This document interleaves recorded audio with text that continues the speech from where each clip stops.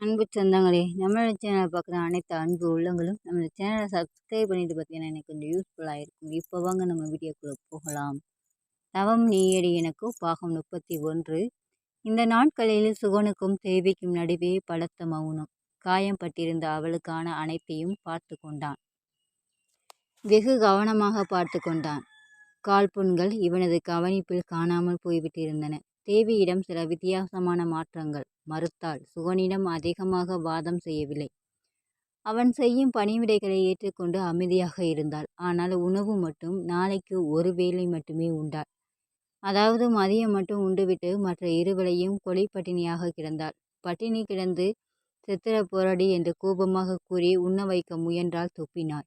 வேண்டவே வேண்டாம் என்று பிடிவாதமாக. இங்கேதான் சுகன் சோர்ந்து போனான். ஒருவேளை உணவில் தேவியின் உடல் மெலிய ஆரம்பித்தது. கொஞ்சம் சதைப்பற்றான அவளின் உடல்வாகு மெலிந்து கையும் காலும் ஈரக்குச்சிகள் போல் ஆனது.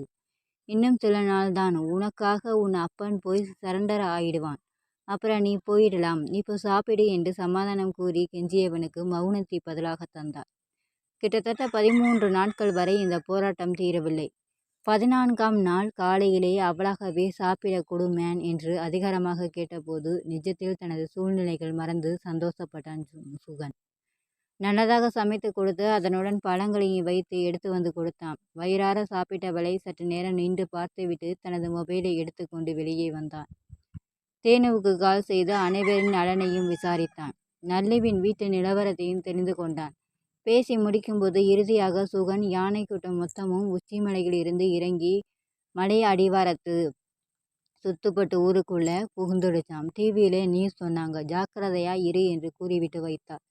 பாறையில் நின்றவாறு காட்டை சுற்றி பார்த்தான். தூரத்தில் மலை கிராம மக்கள் மேளங்களை முழக்கி யானைகளை விரட்டும் சத்தம் கேட்டது. அதிலிருந்து சற்று தள்ளி பெரும் புழுதியை கிளப்பிக் கொண்டிருந்தது யானை கூட்டம். ஒருவித எச்சரிக்கை உணர்வுடன் கீழே வந்தான். அன்று 3 வேளையும் கேட்டு வாங்கி உண்டாள். மறுநாள் காலையும் சாப்பிட்டாள். படுத்து உறங்கிய அவளை விட்டுவிட்டு அவள் விரும்பி உண்ட மங்குஸ்தான் பழங்களை பறித்து வர கையில் வேல்கம்புடன் காட்டுக்கு சென்றான். அவன் சென்ற 5வது நிமிடம் விருட்டென்று எழுந்து அமர்ந்தாள் தேவி. கையில் இருந்த இரும்பு காப்பை உற்று பார்த்தாள். பிறகு அதிலிருந்து கையை உருவிக்கொள்ள அவள் செய்த முயற்சிக்கு உடல் மெலிவு பெரும் ஒத்துழைப்பு கொடுத்தது. மெலிந்த கைகள் சுலபமாக காப்பிலிருந்து வந்துவிட்டது. ஆனால் கால் விலங்கை கழட்டுவது சுலபமாக இல்லை. அப்போதுதான் பாறையின் ஓரமாக இருந்த தேங்காய் எண்ணெய் புட்டி கண்களில் தட்டுப்பட மெல்ல மெல்ல நகர்ந்து அந்த புட்டியை கை நீட்டி எடுத்து திறந்து கால்களில் தடவினாள். பிறகு மெதுவாக இரும்பு காப்பை தள்ள தள்ள இதுவும் சுலபமாக கலண்டுவிட்டது. எழுந்து நின்று கைகாலை உதறி கொண்டாள். குகையை விட்டு வெளியே வந்து தனது பையை பரபரப்புடன் தேடினாள். சற்று தள்ளியிருந்த பாறையின் இடுக்கில் இருந்த பையை கண்டதும் ஆர்வமாக ஓடிச் சென்று எடுத்தாள். உள்ளிருந்து ஒரு ஜீன்ஸ் டிஷர்ட்டை எடுத்து போட்டுக்கொண்டு நைட்டியை கழட்டி வீசிவிட்டு அவற்றை மாட்டிக்கொண்டாள். பிறகு பைக்குள் கைவிட்டு அடியிலிருந்த பிஸ்டல் இருந்த பெட்டியை எடுத்தாள். பெட்டியை திறந்து தோட்டாக்களை பிஸ்டலில் லோட் செய்து கொண்டு ஒரு புன்னகையுடன் இடுப்பில் சொருகி கொண்டாள். பையை அங்கேயே போட்டுவிட்டு சுற்றிலும் பார்வையை ஓட்டியவள் சுதாரிப்புடன் காட்டுக்குள் ஓட ஆரம்பித்தாள். மேற்கு தொடர்ச்சி மலையில் அதிகமாக விளையக்கூடியது மங்குஸ்தான் மற்றும் ரம்பூட்டான் பழங்கள்தான். அனாயாசமாக மரத்தில் ஏறி பழங்களை பறித்து எடுத்துக்கொண்டு கீழே வந்தான். சேகரித்து ஒரு துணியில் மூட்டையாக கட்டியவனின் மனது நிம்மதியாக இருந்தது. தேவி தனது இருவேளை பட்டினி போராட்டத்தை முடித்து கொண்ட நிம்மதி இது.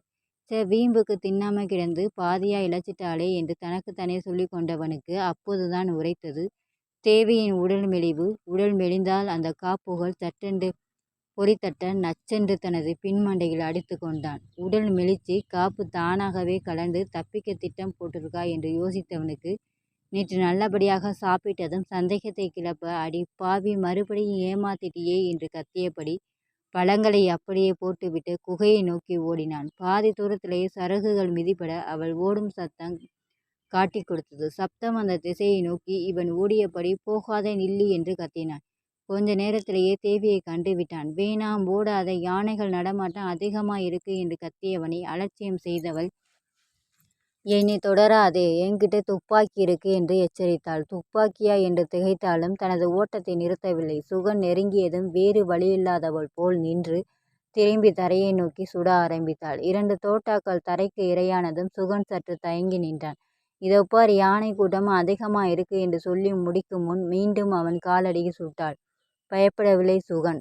சொல்றதை கேளு என்றபடி வேகமாக அவளை நோக்கி ஓடி வர, தேவி மீண்டும் ஓடியபடி திரும்பி பார்த்து பிஸ்டலின் ட்ரிக்கரை அழுத்த, இம்முறை அவள் ஓடும் வேகத்தில் திரும்பி பார்த்து சுட்டதால் தரைக்கு செல்லவிருந்த தோட்டா தவறி சுகனை நோக்கி பாய்ந்து சென்றது. திரும்பி பார்க்காமல் ஓடியவனில் காதுகளில் தேவி என்ற பெரும் அலறலோடு சுகன் கீழே விழும் சத்தம் கேட்டது. தேவி, ஆம் தேவி என்று முதல் முறையாக அவளது பெயரை உச்சரித்தவாறு அவள் அனுப்பிய தோட்டாவை வாங்கி கொண்டு கீழே சரிந்தான்.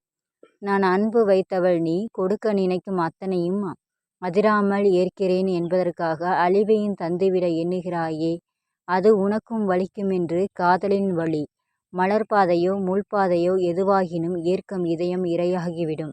தேவி, இந்த வார்த்தையை சுகன் உச்சரித்த மறு நிமிடம் ஓடிக்கொண்டிருந்த அவளது கால்களை மாய விலங்கொன்று பூட்டி கொண்டது.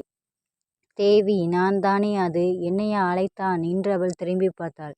50 அடி தொலைவில் கீழே விழுந்து கிடந்தான் சுகன். ஓ, குண்டு பாய்ந்து விட்டதா என்று எண்ணியபடி கையிலிருந்த பிஸ்டலை பார்த்தாள். அவள் பார்க்கும்போதே சிறு முனங்களுடன் தனது வலது காலை இழுத்தான்.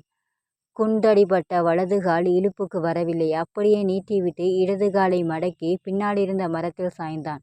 அவனது பேண்ட் நனைந்து ரத்தம் வழிந்து சிறு குட்டை போல் தேங்கியது. தேங்கியிருந்த அவனது உதரத்தையே பார்த்து கொண்டிருந்தவளை மீண்டும் அழைத்தான். தேவி, வலியை அடக்கிய இரும்பு குரல். உதிரத்தை உற்று நோக்கி கொண்டிருந்தவள் அவன் அழைத்ததும் பார்வையை முகத்திற்கு உயர்த்தினாள். நீ இருக்கிற இடத்திலிருந்து உன் இடது கை பக்கமா போகாதே. யானைகள் கூட்டமா சுத்திக்கிட்டு இருக்கு. வலது பக்கமா போனா 2 மணி நேர நடைக்கு பின் ஒரு மலை கிராமம் வரும். அங்கே போய்த்தா ஜீப் சவாரி கிடைக்கும் என்றவன் பற்களை கடித்து மூச்சை அடுக்கி வலியை உள்ளுக்குள் அடித்துவிட்டு, போற வழியில் பாறைகள் மேலே ஏறி நின்று பார்த்துக்கிட்டே போ. புழுதி பறந்தால் அங்கேதான் யானைகள் இருக்கும் என்றவன் உடலை வளைத்து மரத்தை பற்றி கொண்டு எழுந்திருக்க முயன்றான்.